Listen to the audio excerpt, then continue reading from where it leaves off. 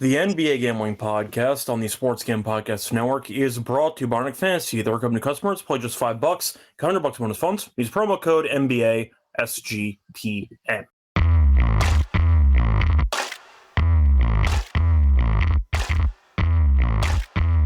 And welcome everyone to the McGam Podcast here on the Sports Gam Podcast Network. Currently early Friday morning around midnight Eastern Time. I'm Rose Scott Rochelle, joined by Lonte Smith. Together we're going to break down the games for Friday, approaching the final stages of the group stage for the NBA Cup. So we're going to get into the games taking place on Friday. Hopefully all of you had a nice Thanksgiving. Lonte, how was your Thanksgiving? Did you watch all the football, college basketball? What kept you busy?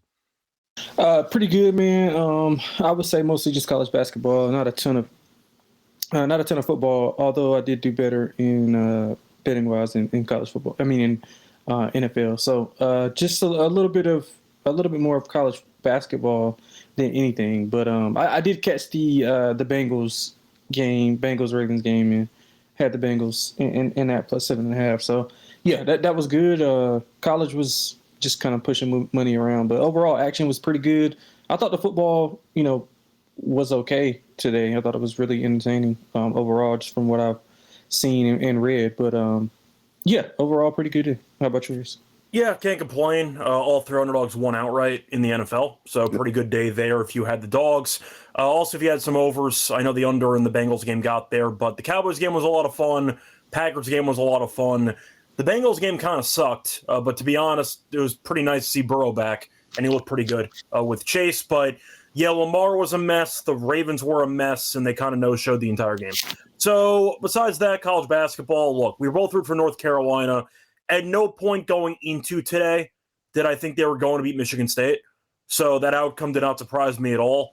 North Carolina played nobody the entire season, so them facing off against an actual top 10 caliber team did not really surprise me with the outcome. A nice job by Michigan State there.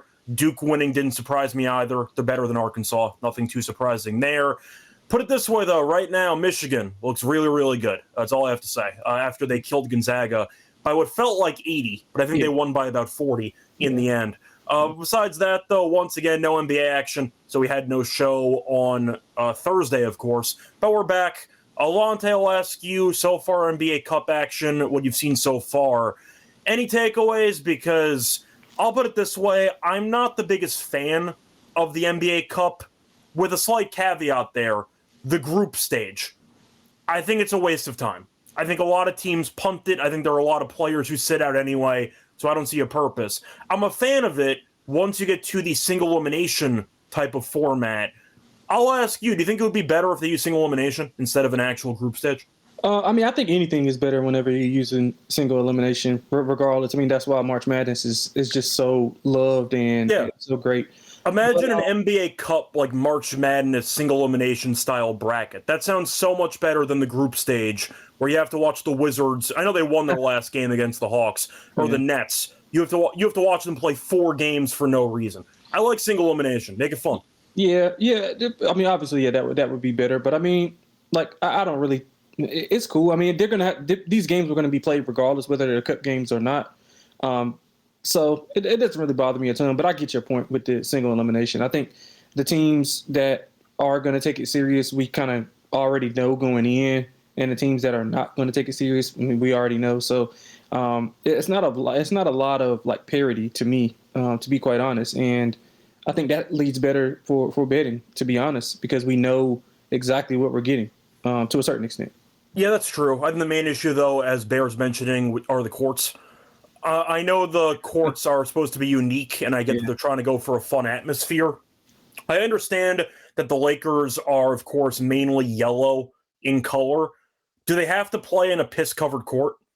Just going to throw it out there. Like, I know Luka's going for about 43, 9, and 13. The court is blinding. Like, it's a mess. And Luka's complaining that the courts are slippery. I mean, I'm not surprised. They look like piss, so I'm not surprised he's slipping all over the court. But the courts are a mess. So if it's one thing if you want to go for the shock and awe type of thing, at least make it somewhat pleasant on the eyes. If you want to go for an NBA Cup decal, like the NBA Finals used to do, and you have a patch here or there on a regular court, that's fine. But the entire like neon court for the Timberwolves, the yellow court for the Lakers, the red courts for the Bulls, even the blue courts going around, it's just a mess. So I kind of wanted to mention that. But yeah, the court colors are extremely painful to actually view for about 2+ hours. That's another issue I have. But look, I get they're trying to make their middle of the season more interesting. I think a single elimination tournament would be a lot of fun. And I think that would be better than having group stage action where, like 80% of the teams are already eliminated? Is that, I think it's math, but is that right? Going in about it's about that, yeah.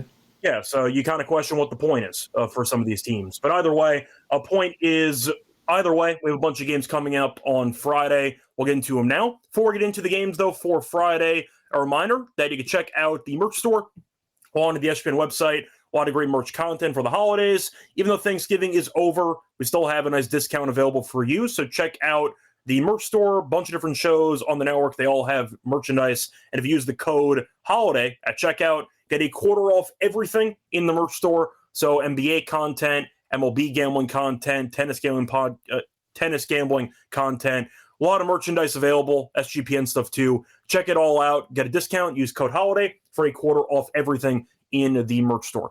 So moving on to the actual card here for Friday. Starting off with the first game, you have the Cavs who are taking on the Hawks. The Hawks got curb stomped by the Wizards last time out, while the Cavs have been fine. They're 12-7, not as good as people thought. I like their win total under, so they're kind of playing the way I thought they would. But Cleveland is laying 5.5 on the road, and the over-under is at 240.5. Now, Lonte, I'll ask you, I'll put it this way. Atlanta no-showing and getting killed by the Wizards is such an anomaly. Do you have to toss it out, or is that an immediate red flag? I can't take them in this game. Because they were so bad in that Wizards game. I'm afraid it might warp my opinion of this team moving forward. How do you chalk up that one game when there's such an unexpected outlier? Do you toss it out or do you actually factor it in? Yeah, I kind of toss it out. I mean, games are going to be like this. I can't remember the exact saying, but it's going to be at least, I think somebody came up with a saying, it's going to be at least, 10 to 12 games where it's split up and you play half above your level and half below your level. And I think that's one of those games that just, it just happened to be one of those bad nights. And everybody's going to have them regardless. I mean, unless you're, OKC. But we'll get to OKC in a minute. Don't worry. They got some reinforcements on the way. So right.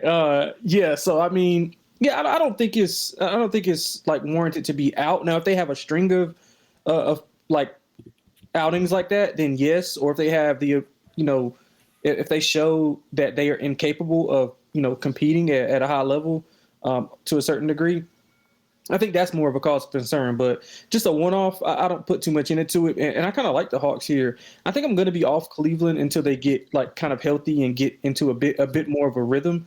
Right now, a lot of guys in and out of the lineup, and it's kind of hurting what they want to do. If I'm not mistaken, they haven't been covering a ton of numbers, especially not on the road. I mean, Donovan's great, of course. I mean, that's just who he is.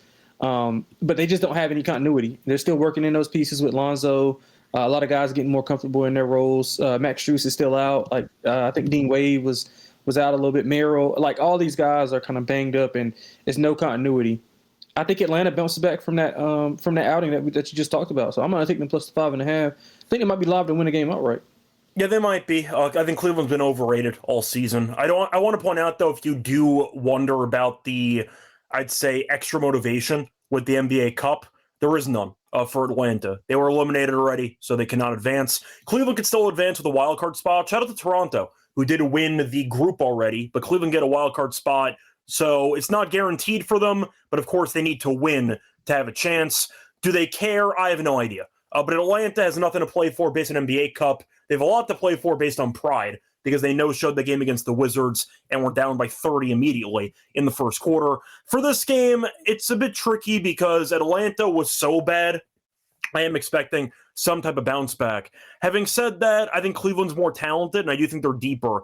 I like the Hawks without Trey. I've mentioned this many times on the show. They have faced off against no competition at all. So I do want to point that out as well. It has been kind of a balancing act between those two factors of having better ball movement without Trey and also having a weak schedule. So I do think Cleveland is a step up in competition. I think I am going to go with Cleveland in this game. Maybe you could argue that the extra motivation for the NBA Cup doesn't matter, but I do think Cleveland, maybe if they want to salvage the competition, they still need to win to advance. It might be close. I don't mind Cleveland 1-10. I see kind of a close game here, but I do think Cleveland matchup-wise matches up okay with Atlanta. They have size, of course, with Porzingis and with Okonkwo. Okonkwo's rebounding, though, has not been great recently, but you're looking at Jared Allen, you're looking at Mobley, even the bench options they have size, and if you're picking Mitchell, and we'll see how healthy Garland is, but Garland has been playing a bit more lately. They have a lot of shot creators, and I question if Atlanta has the same thing. I know Alexander Walker has been good this season. Jalen's the main engine of the offense, but I think we'd agree from a depth perspective.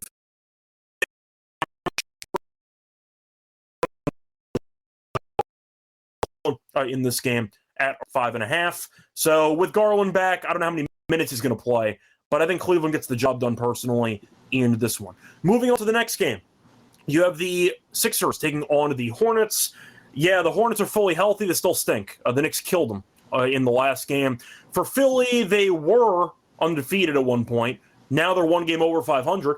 You're looking at the Sixers laying 7.5. The over-under's at 226.5. Now, for the updated standings, Sixers are 0-3. That is not good.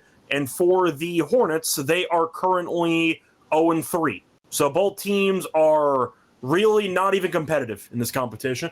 Lonte, I'll ask you, because we saw the Hornets get healthy again, and they got buried by the Knicks. Knipple had an off game. It is what it is. LaMelo's been terrible lately. Bridges has not been good. And Brandon Miller's fine, but nobody on this team tries to even pretend to play defense. What do you like in this game? Do you like the Sixers laying 7.5? I think we got I think Chicago's playing Charlotte and Philadelphia's playing Brooklyn, if I'm not mistaken. Oh, did I accidentally mix up the whatever? Okay, yeah, sorry. I think so. That's right. I have the Hornets right under it. Sorry. So the Nets is what I meant. Thank you for correcting me there. I have the Hornets filled out on the next one, so I accidentally wrote them twice. But yeah, the Nets stink, and Philly's been struggling too. But I said a second ago, the Sixers are 0-3 in the competition. Yeah. The Nets are 1-2. So there you go. But Sixers not playing well lately. I know Porter Jr. is out for this game. Cam Thomas is also, of course, out indefinitely. Without Porter Jr., who's going to score on this damn team? Yeah. I got to go with Philly. Yeah, that's what I was thinking, man. Without MPJ, it's going to be extremely tough. I mean, it was already extremely tough for them to score with him in the game, but at least he adds a dynamic, offensive dynamic that they have. But without him, I mean, Drake's been playing well. That's good to see. Obviously, with us being North Carolina fans, he's been playing. He's more of a role player, but yeah. Yeah, of course. Yeah. He's playing well, and I think it's a good opportunity for those younger guys to step up. And we talked about it from the beginning. But I mean, I can't back him here. The Sixers are, I think, 5-1-1 ATS on the road, or 6-1-1 ATS on the road, if I'm not mistaken. They've been up and down, similar to what I talked about with the Cavaliers. The guys in and out of the lineup, no continuity. I mean, it's hard to get a rhythm and a flow outside of Maxey whenever you got guys coming in and the rotations are constantly changing, and you don't know, like, hey, am I going to come off the bench at this time? Or guys are creatures of habit, especially NFL or NBA players. I'm sorry. So I can't lay it with the Sixers. I could only look at the Nets, thinking they'll make this game maybe ugly and try to be more scrappy and just be really, really like a thorn in the side of the 76ers. So it would be Nets or nothing. But I like the under, though. I think the under is going to be the play. I don't know how Brooklyn scores. I think they're going to have to limit the possessions that Philly gets and just make this like really, really ugly. So Brooklyn under would be for me. Yeah, I think I have to go with the Sixers because the Nets are 0-8 at home, so they can't win a home game. They played in November, and the Sixers won on the road by 24. Now, the Nets, I mentioned before, we know stink, which is a given, but Porter Jr. has been very good so far this season, and you can make the argument that with him out of the lineup, you could argue the ball movement might be better. I'm not even going to argue that because Porter Jr. is low-key averaging 3 assists per game. He actually has not been as big of a black hole as he used to be, at least on this team. But you're looking at the current depth they have. And Lonte, I'll give you a trivia question. When you take Michael Porter Jr. and Cam Thomas out of the lineup, who is leading the Nets in scoring and with how many points? Leading the Nets in scoring, I will say, what's my guy's name? I can't think of his name. What position? I think he's a forward. It's not. Is it Trendon Watford? Well, he's on the Sixers. What's the other guy's name? Give me some name. I can't think of Brooklyn's roster. I'll give you a hint. He went to Arkansas. He went to Arkansas. He had a triple-double against the Celtics. I can't think of it. It's Nick Claxton. Claxton. Claxton. It's Nick Claxton. He had a triple-double against the Celtics randomly last week. But who's a wing for Brooklyn who's okay?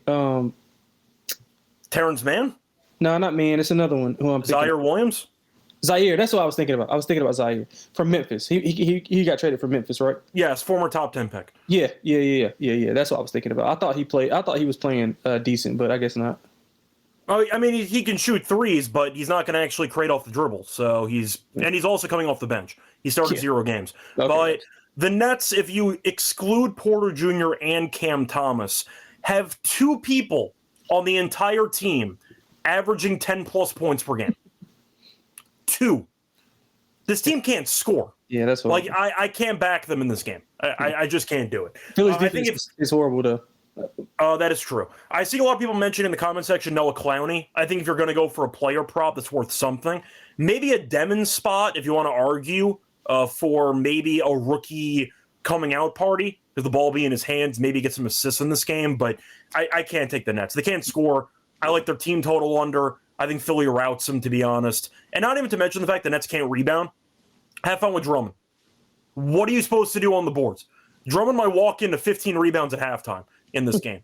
I just don't see many answers for the Nets in this game. So I like Philly in this spot, personally. I like the under, though, because the Nets can't score. Moving on to the next game.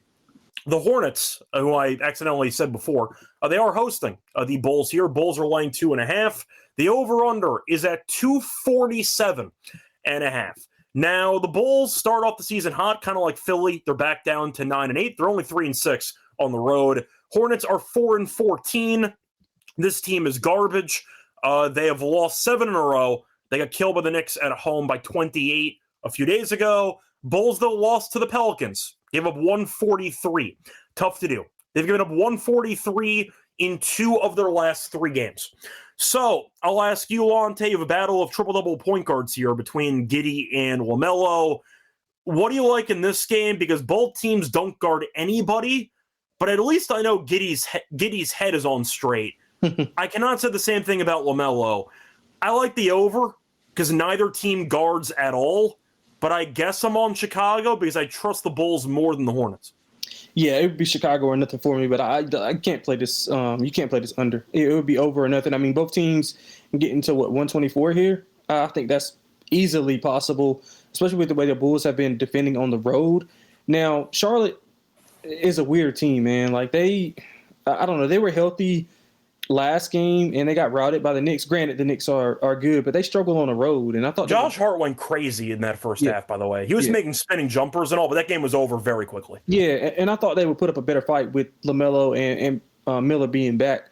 But it seems like they put up a better fight when both of those guys are out. I don't know what it is about it, but I can't trust them here. This will be a good fill out game for what is projecting forward with both teams.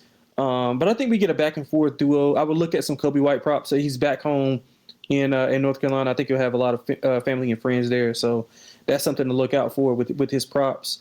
And he typically plays well against the Hornets. Also, I think they had a shot to draft him and they didn't, if I'm not mistaken. But yeah, I like the over here. I think we see a ton of points. I mean, both teams can get to 120, I think, pretty easily. And then from there, I think we just get a couple shots to go in. So I like that over. Yeah, I just see a track meet. If you want to go for a prop that I think could be intriguing with maybe a bench player, I think Colin Sexton at 13.5 points is criminally low. I think it should be higher than that. He was the only player to show up against the Knicks in the last game. He had 15. Yeah. But I think it's a good matchup. High total. He had 24 against the Bulls in the last meeting. Bulls have been okay against point guards, But I think 13.5, it seems like a very good Sexton game. You can attack the rim. Vucevic is not a good rim protector at all. I think it's a good spot for Sexton to go over 13.5 personally for this one. Moving on to the next game, you have the Magic taking on the Pistons. Pistons lost the game. A 13-game win streak down the drain. Nice win for Boston. Controversial ending. It didn't matter as Cade missed the free throw at the end. For the record, I thought it was a shooting foul, but it didn't matter because he missed the free throw there at the end. But Pistons trying to start another one as they're hosting the Magic. They're laying 3.5. Orlando's been incredible since Paolo got hurt. You could argue that one caused the other. Maybe it's a coincidence, but Orlando's playing good ball. Now, I'll ask you for this one. Total 234.5. What do you like? Because the Magic have actually looked really good lately, but Detroit right now is the 1 seed. So what are your thoughts on this game? Man, this is a great game. I think it's a great measuring point for both teams. Obviously, Orlando is a little bit shorthanded. I mean, I think Detroit's shorthanded as well, with a couple of players out, and then obviously with Cade and Duran being banged up. I mean, I know they're going to play, but still banged up. They had a day off, so they should be a little bit healthier. But, I mean, we talked about the Magic's resurgence. I mean, they typically are a defensive team over the past 2 or 3 years under Mosley. And now, I mean, this year they've just been playing a lot better offensively, and that's kind of what helped them turn this thing around. Their offense is has been predicated on like getting their defense back in order because they're scoring a lot and able to get back on defense and make these teams play in a crowd versus them going in transition because their transition defense is not good at all. But I like the Pistons in the spot. I think this opened 2.5, rightfully so. I think it got bet up. I just think it's a good spot for the Pistons.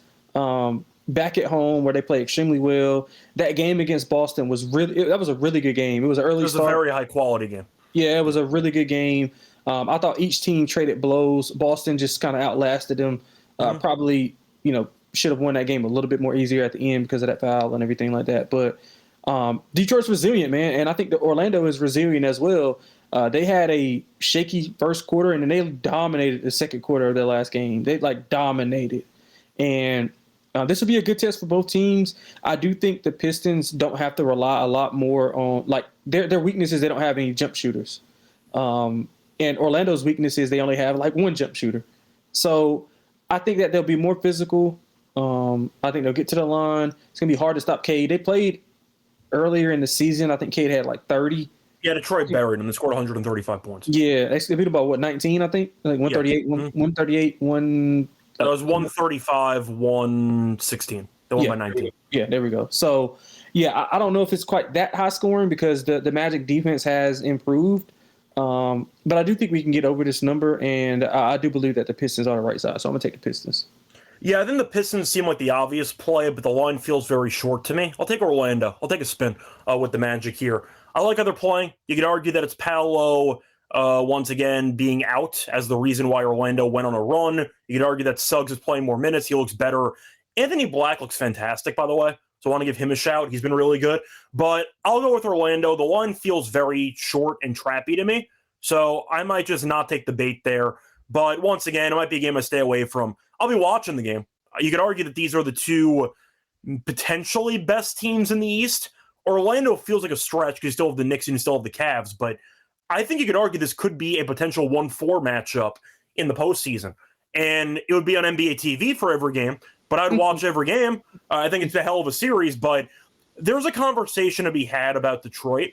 And I know we're at the 24-minute mark. I'll let you pick. Should we save it for another show or should we get into it now? Because I have a bit of a conversation to have. Yeah, we probably can get into it later. We probably can get into it at a later time. That's fine. Once again, we'll get into it next time we're on the show together, but I have some thoughts or reservations about Detroit, which I wanted to get into, but I'll save that for another time. Yeah. But either way, for this game, over, under. Yeah, over. I like over, just barely. I don't think it'll be, 135. I don't think 135 will be scored, but I do think both teams can score. The Magic, while their defense has been good, I think their offense works really well because of the spacing that Desmond Bane provides. They can't help off. Typically, when Paolo and Franz are playing together, you can kind of crowd the paint a little bit. You can kind of crowd the paint a little bit and force them to shoot. Now with Bane, he takes some gravity because you have to respect him as a shooter. I thought De Silva has been playing well also. You saw Jet Howard, I think, scored 30 in a game. So they're getting those contributions from those guys that they typically wouldn't. And I do believe that their offense is what's guiding them to be better. But I just don't think that they'll be able to score and match the physicality that Detroit's going to play with as much. So slightly over if I had to. Yeah, you know who the unsung hero is for Orlando this season? Go Batazzi?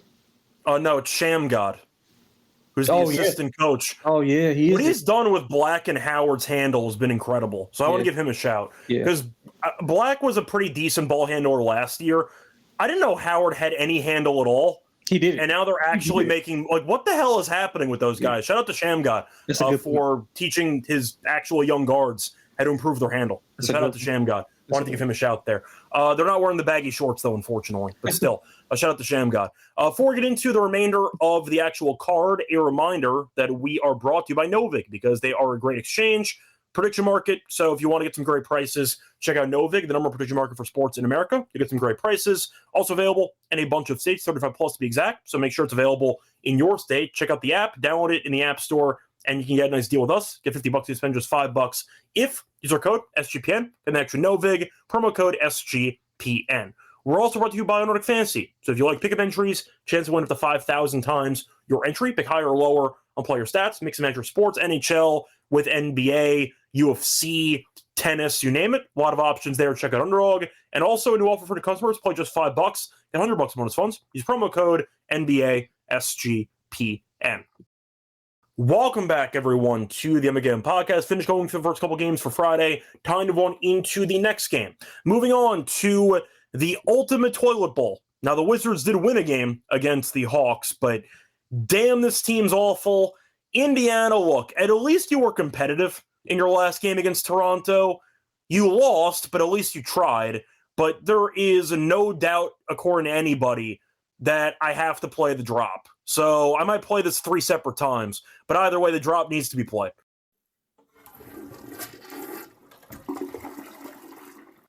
These teams are awful. For the actual record, if anybody is curious, the Wizards this season, even after the win, are 2-15. Indiana said, "Hold my beer. We're worse than you. We are 2-16." So a combined record of 4-31 takes the court in this game. For the Pacers, they're laying 6.5. Large number for a toilet bowl. For the over-under, 240.5. Lonte, first glance, I like the over because these teams don't play defense. Yes, the game against Toronto was low scoring. Toronto, though, can operate in the half court pretty frequently. Yeah, they can. The Wizards and the Pacers just want to run. They have a lot of young athletes. They're going to want to get up and down. Mather might go for 30 in this game. I doubt CJ goes for 40. Hashtag free CJ. But I do think you're going to end up seeing a pretty fast-paced game between two teams that really could not care less. I like the over. I'm not going to lay 6.5 with Indiana, so it's Washington or pass, but I like the over. Thoughts on this game? Yeah, I would be Washington or nothing for me, but I love the over, man. I think you hit on all of the key points with the pace.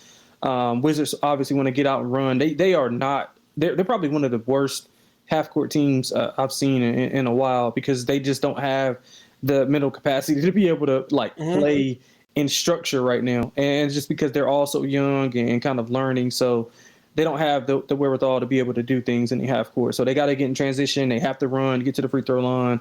And I mean, the Pacers, they want to run too. So even with the lack of depth that they have and just, signing guys from the practice squad or whatever the case may be, they're still keeping their same style. So I love the over in this spot. I would probably take the points. I mean, Washington's playing a little bit better over the last 2 games. Pacers, they a little bit better. They won a game. Yeah, that counts for something. I mean, the game before that, they lost a game winner, right, to Vucevic. Not Vucevic. No, Vucevic was against Portland. They lost 121-120 against the Bulls, if I'm not mistaken. I have to remember because I know that Vucevic was the game winner. I was on them in that game. Let me quickly check who that was against. The Wizards have had a couple of wins that they forfeited. Yeah, it was against Chicago. Yeah, so it was 121-120 if I'm not mistaken, and they played extremely well. Yeah, that was the Vucevic post-game press conference where he was mad at his team for not being serious. Right, forgot about that. Okay. Yeah, and that performance against Washington will do that. But yeah, I mean, they've been scrappy, and I think both of these teams will be probably able to score 120 here. So I'm going over, but I would play Washington if I had to. If it gets to it gets to like 7.5, but 6.5 right now is just maybe right now. Yeah, I see Freesaw's mentioning if Keyshawn's out, he likes CJ over his points. 17.5 feels very low for McCollum. The volume should be there. He had 46 last game. I mean, regression might be in store, but the volume should be there. He took 25 shots. He's taken 15-plus shots in 4 straight. Good enough for me. I like the McCollum over as well for this game. Moving on to the next game, Bucks taking on the Knicks. We heard rumors that Giannis might come back. He did not. They were competitive. Shout out to the Heat for giving Darvin Ham his first ever loss in the NBA Cup. But either way, the Bucks are back taking on the Knicks at MSG. Knicks are at home, so maybe they'll look good. But either way, the over-under is 234.5. 4 Giannis updates in this game. I'm assuming he's going to play. He's questionable, but he was on the verge of playing in the last game. He ended up sitting. So I'd say that even though he's questionable now, there's probably a decent chance he plays. Do you agree on that, Lonte? Because he was rumored to play last game, and now he's questionable. Yeah, I do. And then you got the day off in between. They probably traveled there, a little bit earlier, like after they had, time with their family. So yeah, I think it'd be good to go here. Yeah, so I think Giannis is going to play, but as of right now, we don't know for certain. But the Knicks have been great at home. Bucks have been terrible without Giannis. Over-under's 234.5. So, look, if Giannis doesn't play, they're just a complete auto fade. This team is horrendous. Yes. Like, there's no way to describe the rest of the roster. Without Giannis, they're horrendous. Without Giannis. Yeah. Like, I am a fan of Ryan Rollins. The role that he has with this team is way too big for a guy of his caliber right now. He's a fun, energetic player who came out of nowhere. He should not be the main orchestrator of your offense, and that's what they have right now. Look, Miles Turner's Miles Turner. He's been rebounding better than he did in Indiana, but we know offensively he's going to be passive. He'll jack up jump shots, and that's basically it.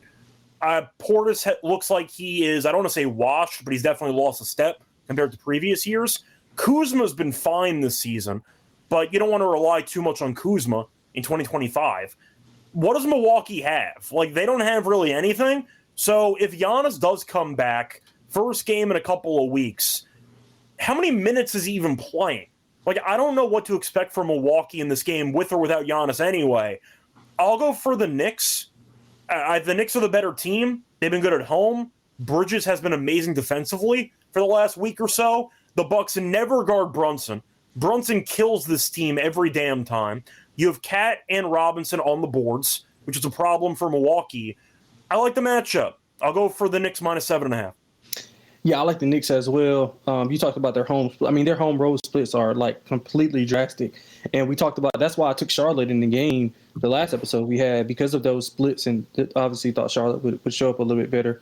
But I think the Knicks are a team to watch going forward. I think OG's still out, right? So they were dealing with Josh Hart injuries as well. I mean, Jalen missed some time. I think Cat missed a game or two. So, they were banged up. But the East is probably one of the most banged up conferences. Like, all the players are banged up. But, including Giannis. So, with Giannis, I mean, it just goes to show you just how great Giannis is, because he's able to prop this team. Because they were playing well before he went down, like, they were playing really well. Like, it has serious AI 76er vibes on this team. There is nobody worth a damn on this team.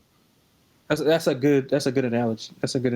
But in this spot, I'm just going to take the Knicks team total over. Bucks haven't shown the propensity to stop anybody at home. I mean, the Knicks put up 130. The Knicks put up a easy 135 against Charlotte. I mean, easy. Now, the Bucks aren't quite that bad defensively, especially with Giannis on the floor. But I still think that the Knicks can get over this team total pretty easily with the pace that they play with how they're shooting the ball, especially Deuce McBride's taking a big step in that system as well. So I'm going with the team total over for the Knicks. I do like the 7.5 though, so I would lay it if I had to. Yeah, a bit of a revenge spot for the Knicks too. They did lose the first game to Milwaukee this season, so could be a good spot at home to get some get back. They're 8-1 at home. I like the spot for the Knicks in this one. Moving on to the next game. Oh God. The Suns have been good this season, but they're against the team right now. They're against the Thunder. Thunder laying 15.5 against a playoff team that is relatively healthy. And J-Dub is finally back. They've lost one game all damn season, and they're missing an All-NBA player. Sure, why not? The over-under is 228.5.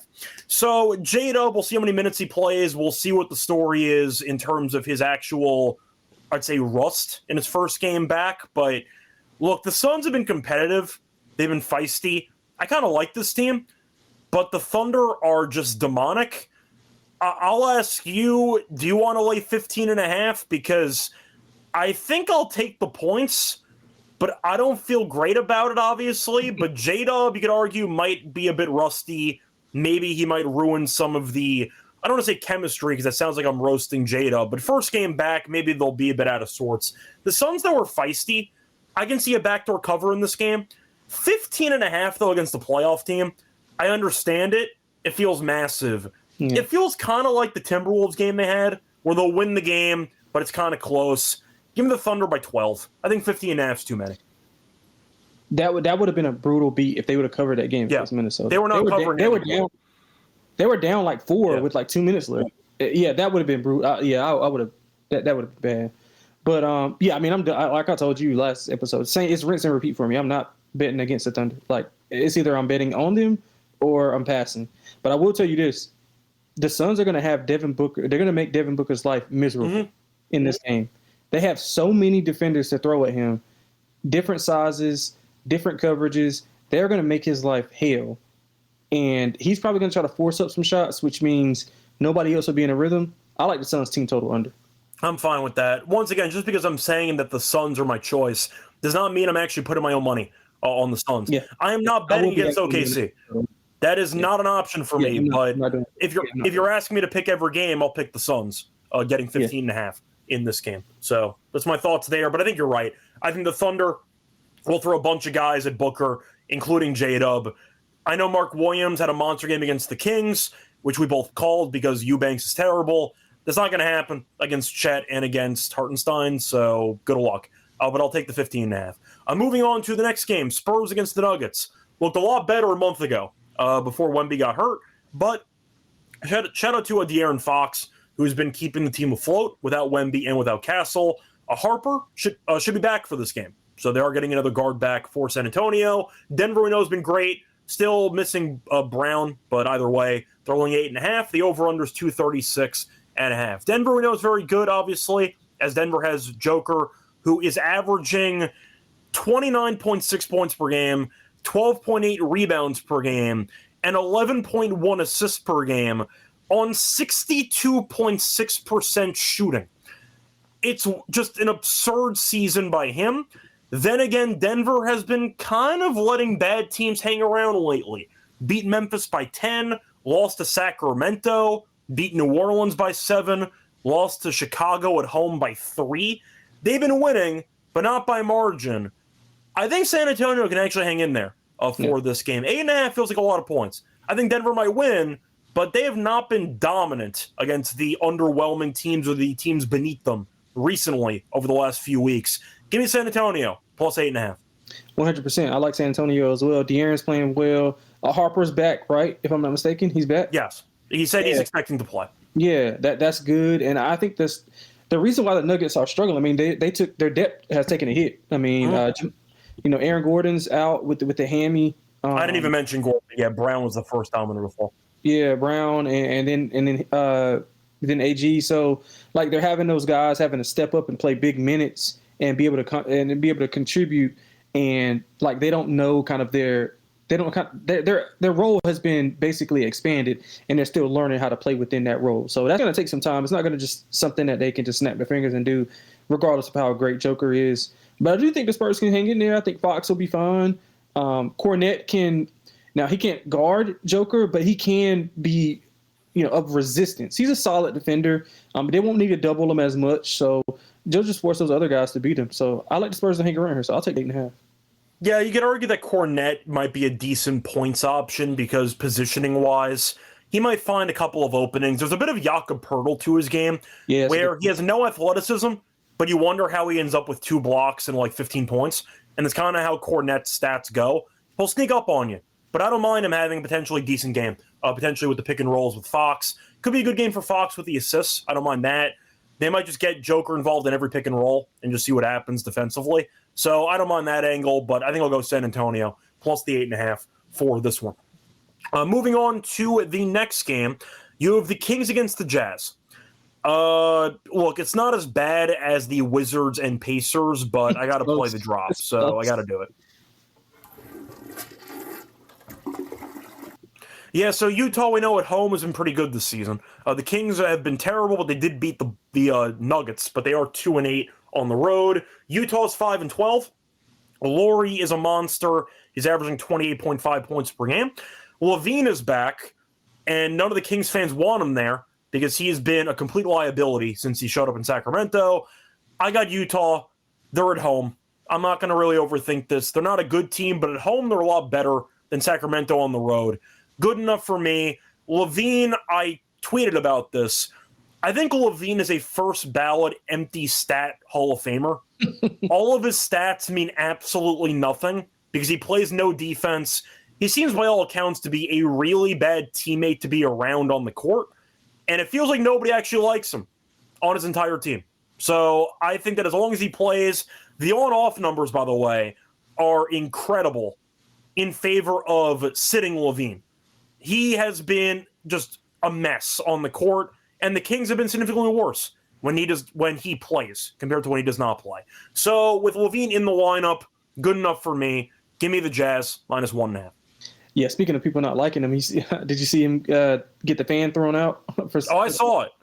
Yeah. I saw that. I saw him not walk over to pick DeRozan up off the floor. I've seen a lot of LaVine clips on Twitter the last couple of days, but yeah, a lot of let's say destinations he's been at have had the same experience, which is damn LaVine's talented, but damn he doesn't guard anybody. I feel like that's kind of the common theme. Yeah, but I like the Jazz here, man. I think the Jazz can get back on track. They've had a tough stretch. I think they played the Lakers twice. They played OKC, and then they got Phoenix. I think, and Phoenix we just talked about was being hot. So this will be one of the teams that they are capable of beating, especially at home. And they were actually competitive in a couple of those games. They had OKC down big. They had the Lakers down. Like they were competitive. It's just that they don't know how to win, and they don't know how to close. So they're learning that, and this game has circus written all over it, but I trust Utah more at home. Yeah, that's exactly what it is. I'll trust Utah at home. I think they're a better team than Sacramento. I don't think that's a hot take or anything. I do like the over as well. I think both teams will be able to get up and down and score. I'll ask you: is this the Westbrook random monster stat game, but they still lose? Wouldn't be it surprised. feels like it. Would not be surprised. Yeah. So there you go. I'll go for Utah, though, at home. We know my thoughts, along with Terrell's, about Utah at home. Team's dangerous in that environment. So there you go. Moving on to the next game. You have the Mavericks taking on the Lakers. You know what that means. It is Luka revenge time, taking on Dallas. Lakers laying 10.5. Dallas stinks. The over-under is 230.5. The last time we saw the Lakers, LeBron, Luka, and Reeves combined for 99 points. Now, the Mavericks, we know, are not good. They have size, no guard play at all, and now they get to feel the wrath of Luka in the home environment of the Crypto Center, Staples, whatever the hell you want to call it. It'll be Staples Center to me. Anyway, what do you like in this game? Is it as simple as the Lakers routing this team? Luka is going to destroy his team. I mean, their weakness is guard play. The Mavericks, that is. They don't have any guards. Especially ones that can defend. They are going to get abused on the pick and roll. The Lakers struggle with athletic teams who can get out and run, who can take you off the dribble. The Mavericks don't have that. The interior, yes, is kind of an issue, but I mean, you're not just going to throw the ball into Lively or to Gafford. Like if AD was there, cool. Like, but you're not throwing the ball into those guys and having them score. So that's kind of negated. I mean, I think it's a good spot for the Lakers, man. I would lay the 10.5 before I took it. I just think the Lakers are just. I think Luka might put up 50 here. I mean, it's just such a good matchup for me. I know the narrative obviously with him, getting traded, but like just from a matchup perspective, it's horrible. They have no perimeter defenders who can match them at all. Like, I mean, nobody really does, but No. they don't have any resistance at all. Like you're not gonna put Flag on. He'll roast Flag. Like I don't even know who they start on him. So like that's a bad sign. I like the Lakers in this spot. I don't know either. I know AD is going to play, and he had some quotes saying he was not going to miss this game. That's great. You haven't played in about a month and a half. Like, I don't know what I'm supposed to expect from AD. AD could play. He could be rusty. There are a lot of question marks involving him. I'm not picking prime AD to walk through that door for this game.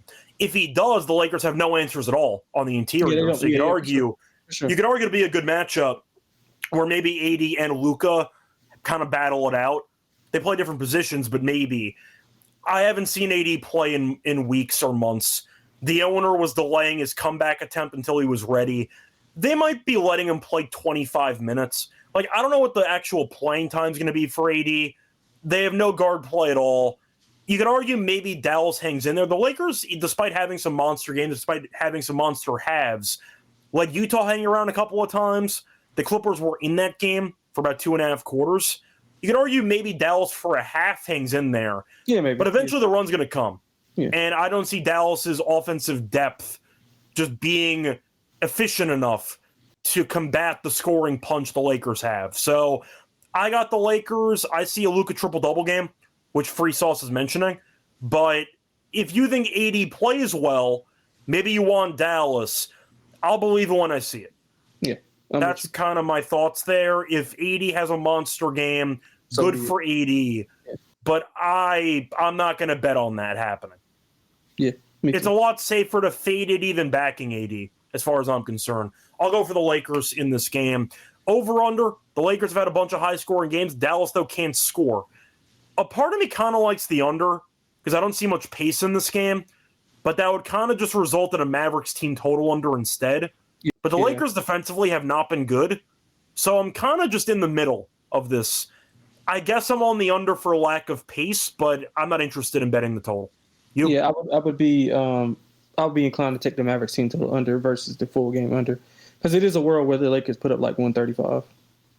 Yeah, it's possible, but I'm kind of hoping that Dallas, with the lack of pace, might be able to kill the game total there. Maybe a playoff atmosphere with these teams having some type of, I don't want to say rivalry, but some chippiness there. Maybe it'll result in a slower pace game. We'll see. Once again, get your glasses ready for this game. Some shades, because it's going to be bright yellow on the courts for this game. Moving on to the last game. Yeah, Grizzlies against the Clippers. Lonte, I'm going to ask you, if one of these teams is a play-in team, but they're 5 games under, can I still play the drop? Yeah, probably. You think I can? Because technically the Grizzlies are a play-in team right now, so that's why I have to ask. Yeah. Cool. Yeah, No. They're not on the same level as those other teams. Yeah, I wouldn't put them there. They're not, but the Clippers are, so I'm going to play it. All right, Grizzlies taking on the Clippers. Clippers laying 6.5. Kawhi's playing. I don't really care, to be honest. Harden's been really bad since dropping 55 against Charlotte. At least shooting-wise, from the outside, he's not been very good.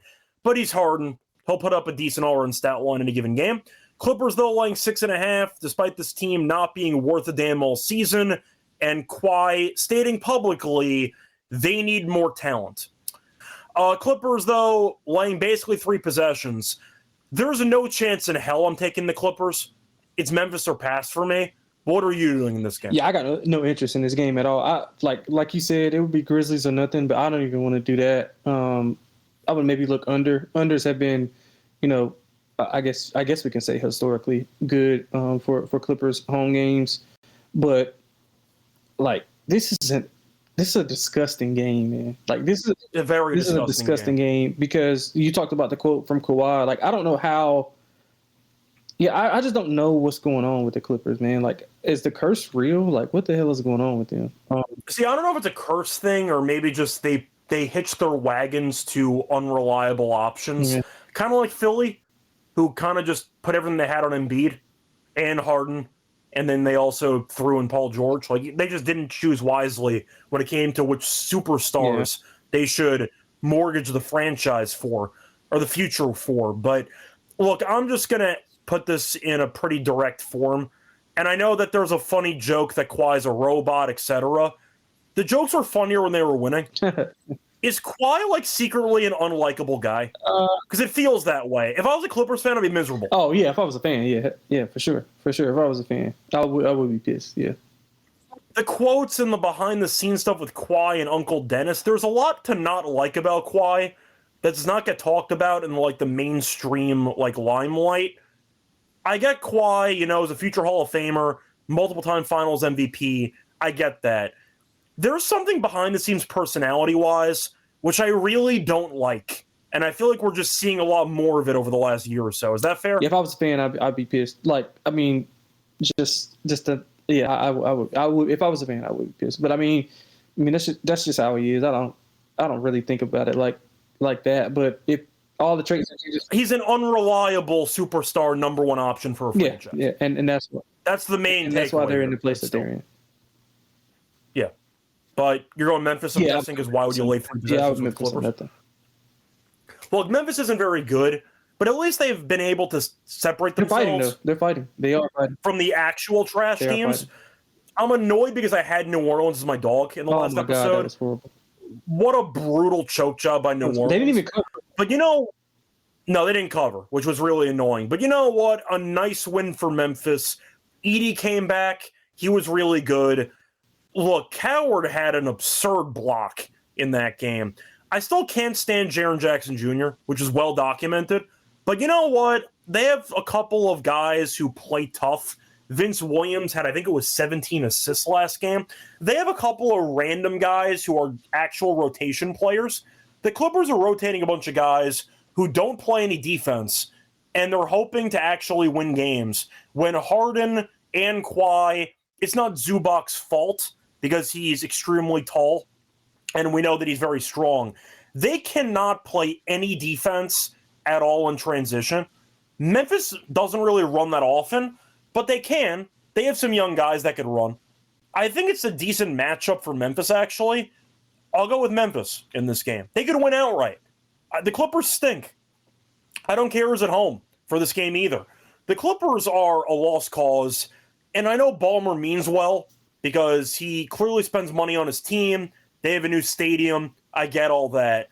This team is fundamentally soft. At least Memphis will battle until the end. I've seen the Clippers roll over in at least 5 different games already this season in the second half. Lakers game included. They no-showed the entire back half of that third quarter and early fourth quarter. So much so that Chris Dunn got ejected because he didn't want to be there anymore. So I'm on the Grizzlies. Like, I will not be betting the Clippers at any point in the immediate future. There's no value at all. And the Grizzlies, at least, are playing, I'd say, prideful basketball. Yeah, They're trying their best out there. And you know what? That's good enough for me. Give me the Grizzlies' money line in this game. They could win this outright. It wouldn't shock me. So, do you think they could win this game? Absolutely, they can. I mean, they're feisty. They've been playing well. It changes a lot with them just because of his gravity and what he can do under the ball. He allows Jaren to be more of a roamer defensively. And for this matchup, he can actually somewhat match up body-wise to Zubac. Yeah, good screen setter. Yeah. I wouldn't be surprised if they compete and win. They've been competing. They just, they're just a little loss of talent. Yeah. Anyway, I see, by the way, debate going on in the comment section about Jaren Jackson Jr. Look, I see Mike saying that he's overrated. I don't actually know if he is overrated because most people don't like him. I think we've kind of reached a turning point on Jaren Jackson Jr. where he won a Defensive Player of the Year award. I think he might have made he made an All-Star team at least one. But I think most people watch him and are genuinely unimpressed. I think we've kind of reached the point in his career where we realize this is who he is. Yeah. We just realize he's not progressing anymore. This is the guy we're going to get. He'll give you about 18-6. That's kind of the guy you're getting. Yeah. I don't know if he's overrated anymore. I think he's underwhelming, but I think that this is who he is. That's kind of how I look at him as an actual player.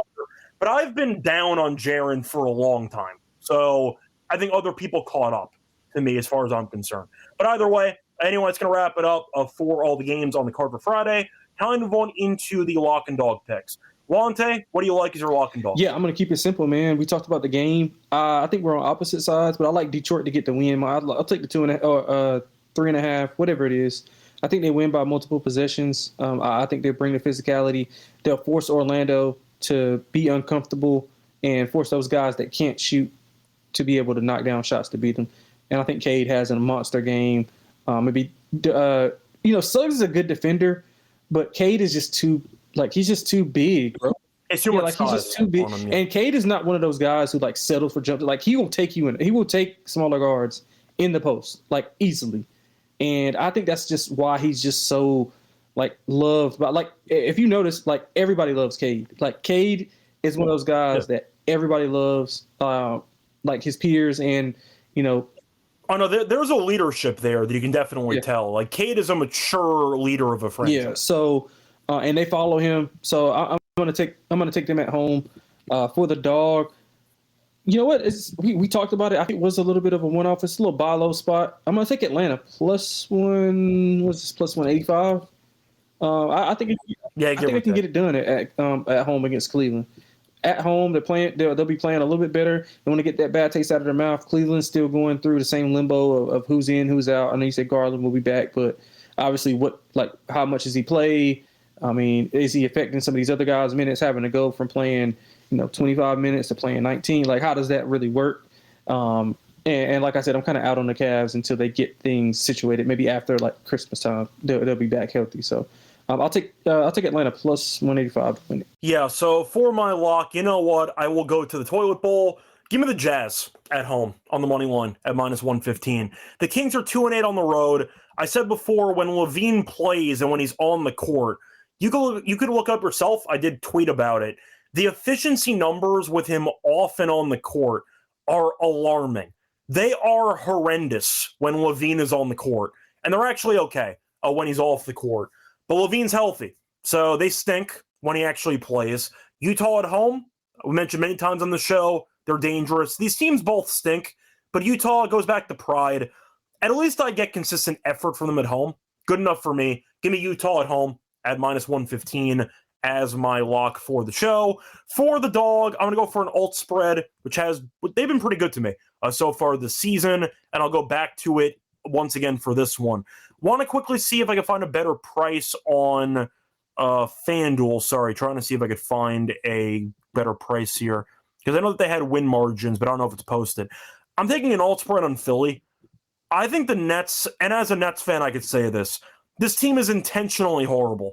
And now you have Cam Thomas anyway. You had a bit of a showing there against Boston a week ago. Won a game there, collecting a triple-double. Porter Jr. has been objectively really good for this team, and now he's out. They have nothing for actual scoring depth on this team. Maxi's healthy. Drummond's going to kill this team on the boards. There's no answers for the Nets, I'd say defensively or offensively, for this matchup. Give me Philly -10 at +145. I think they bury him. I think it's a very lopsided game. I think the Nets might reach 101 on a good day. Philly might get to 120. Good enough for me. Give me the Nets to get killed again. Give me Sixers -10 at +145 as my dog for the show.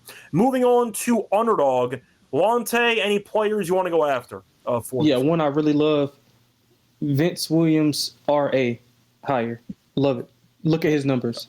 I mean, he can't shoot, but he's really good at everything else. So I'm fine with that. Really good at everything else. That works. He cannot shoot at all, but I like his RA too.